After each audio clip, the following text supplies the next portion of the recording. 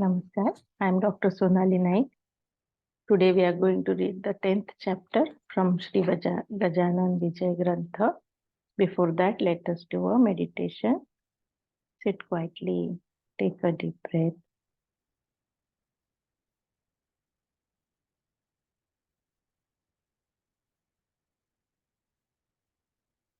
Focus your attention between your two eyebrows.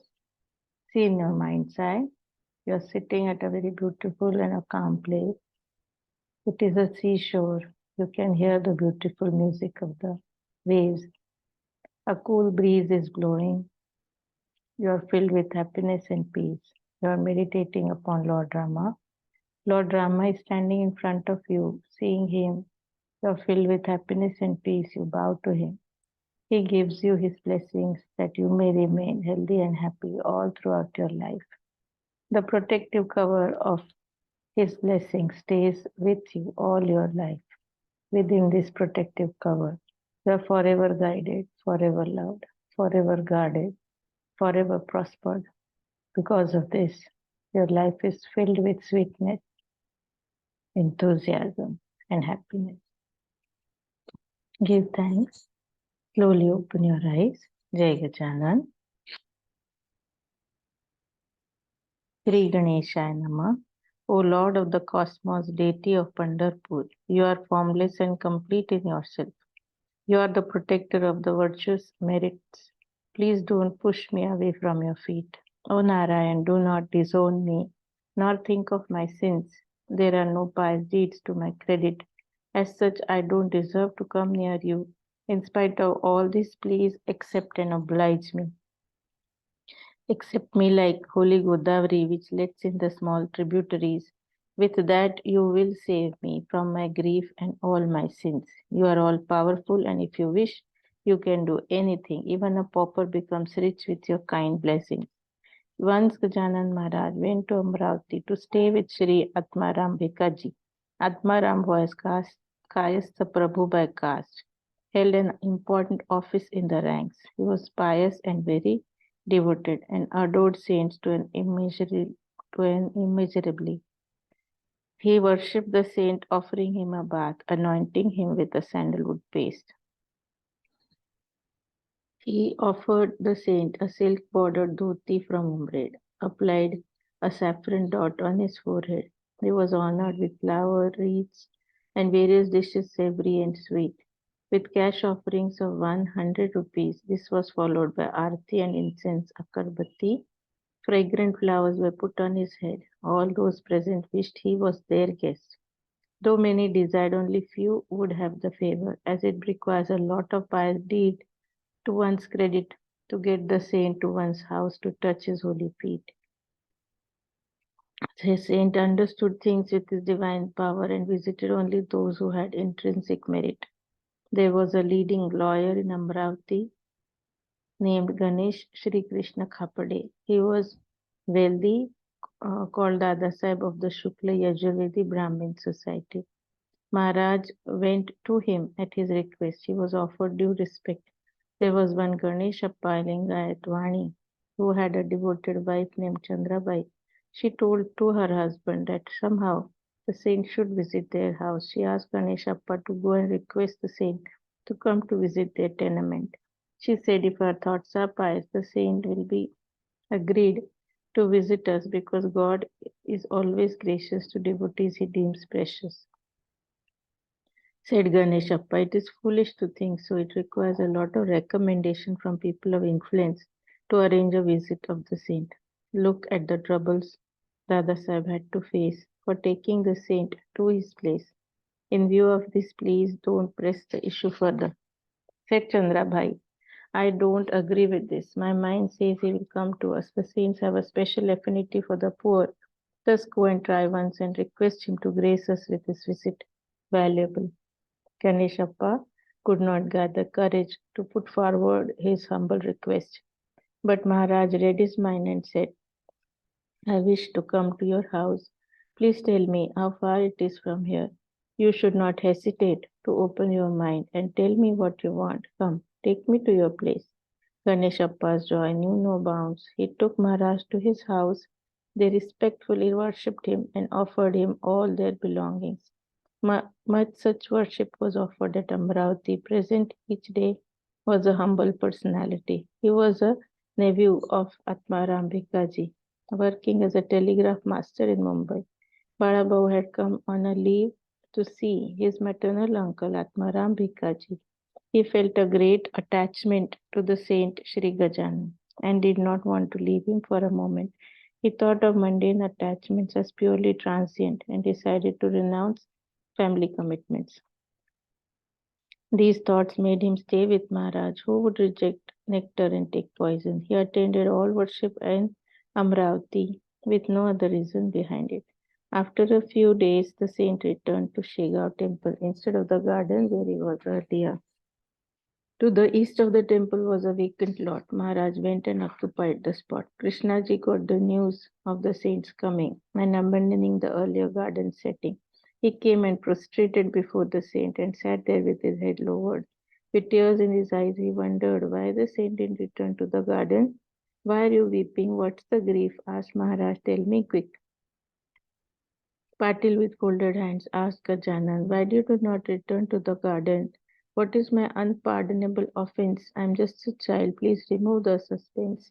You are sitting on a piece of land which belongs to the gardener of the Deshmukh clan. Please don't stay here. If you so wish, come to my house. I'll vacate it in a minute. Oh, saint, let me be clear. I'll give up everything for you to be there. When Patil brothers knew he came, they arrived with a request that he stays with them. To this the saint replied, my being here has a purpose implied. You'll realize it later on, though. Don't ask me anything now. I assure that this action will settle the feud between the clans of Patil and Deshmukh. People in authorities suffer from confusion. They fail to consider the consequences of their action. Please go and call Bankatlal. When I left his house, he was not disturbed at all. Go and ask him why it was so. My blessings are with you and will continue in the future too. When Bankatlal came, he said, don't take him to your place if he doesn't wish to go. I did not obstruct him a bit when he left my place. We are his children. He loves us with the same generous grace always. Sakarama Sulka, the owner of that plot, is very generous at heart. He won't hesitate to give the land to Maharaj. Once this is done, our future plan will enable all of us to come together. Thus, there was a compromise. A monastery was soon built with Parshuram Sauji's relentless efforts.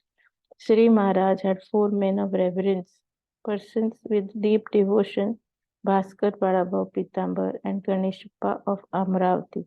Later on, Ramchandra Guru joined them with heart to make them 5 like Pandav of Mahabharata. With Sri Gajanan Maharaj as God Sri Hari amidst the pious lot, Balabhav felt completely resigned from the routine of his worldly life. He did not care for his service. Letters from home asking him to come back could not get him back on the track.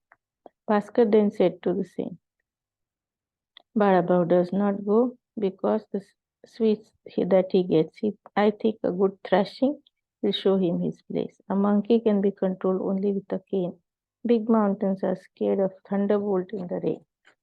Balaba was driven out against his wish, but he came back after resigning from service. Bhaskar thrashed him and said bluntly, stop bothering us thus frequently. Why do you visit us here like a stubborn bull going to the green pastures? Only those who have renounced worldly pleasures enjoy the privilege of being with us here.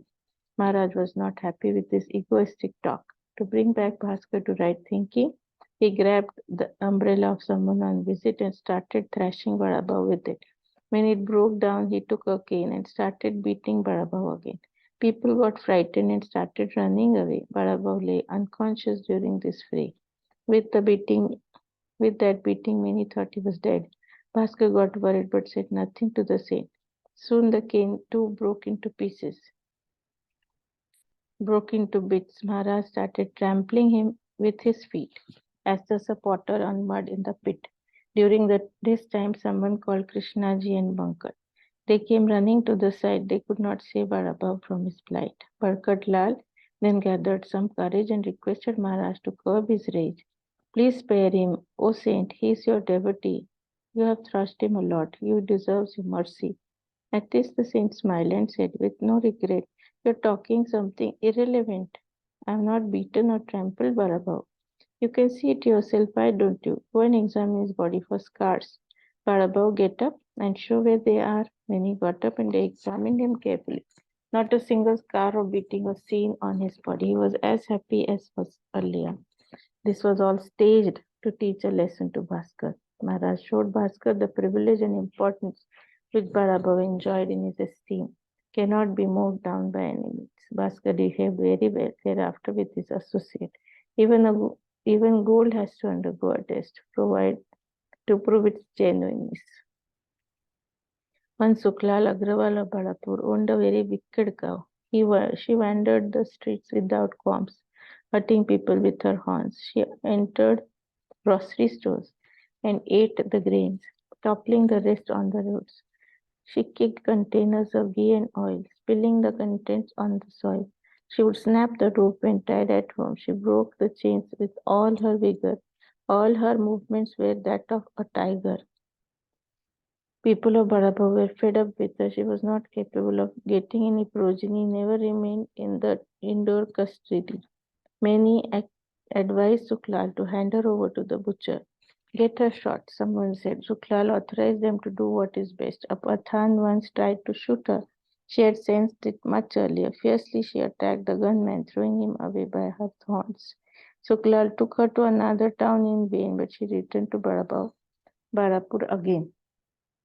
Someone remembered that Govind Bua's horse was tamed by Sri Gajanan Maharaj.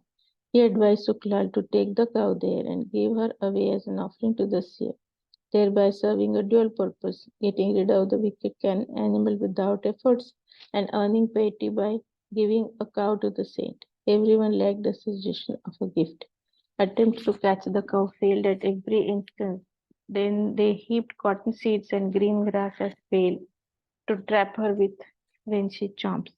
15 men surrounded her with sturdy ropes. They caught her and chained her from horns to toes and lifted her on the bullock cart to go. They drove her to the town of Shega to donate her to Sri Gajan Maharaj. On her journey, she appeared soothing down. When brought to the saint, she was extremely calm. With tearful eyes, she looked up to the saint, whereupon Maharaj said, you are all crazy to have tortured the cow, tying her neck, horns, and legs, I vow. Those ropes and chains are a great torture. Such precautions are best only for a tiger. You fools, you know cow is like a mother. You have committed a sin by inflicting pain on her. Please unshackle her at once. She will not do any harm to anyone. Even with this assurance, no one dared touch her. At this, Maharaj went and released her. As soon as she was set free, the cow came near and with folded forelegs bowed to the sea. She went around him thrice with her head hung high and licked his feet with her tongue. People were surprised to see her behavior. The saint talked to the cow in a gentle tone. Oh cow, don't any more bother anyone and live here only from now on.